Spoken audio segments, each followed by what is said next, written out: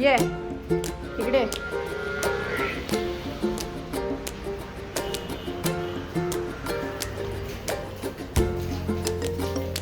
नमस्कार. आता आपण चाललोय थेट कोल्हापूरला. तर का म्हणू तर म्हशी घ्यायला.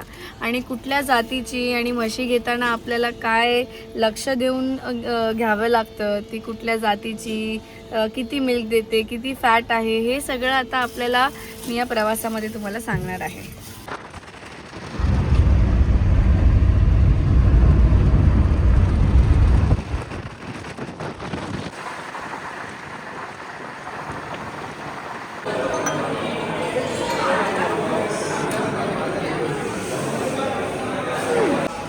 कशी आहे मिसळ?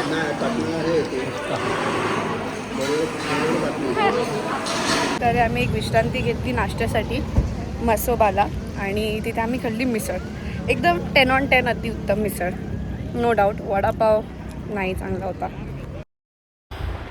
जर तुम्ही म्हस घेण्याचा विचार करत असाल तर फक्त जास्त दूध देणारी म्हस पाहू नका. सर्वात आधी तुमच्या भागातील हवामान, चारा आणि व्यवस्थापन लक्षात घ्या. उदाहरणार्थ जाफराबादी म्हैस मोठी, मजबूत आणि चांगल्या दुधासाठी ओळखली जाते. तर मुरा म्हैस जास्त दूध देणारी आणि भारतातील सर्वाधिक लोकप्रिय जातीपैकी एक आहे. म्हैस खरेदी करण्यापूर्वी या गोष्टी नक्की तपासा. पहिलं, दूध काढून पहा.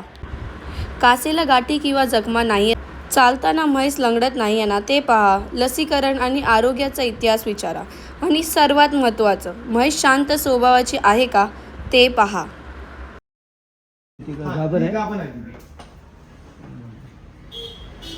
ही एक घ्या,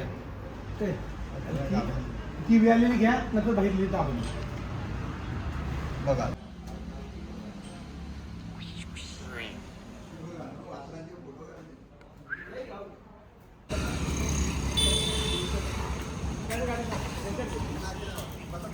घ्या, उचला उचला.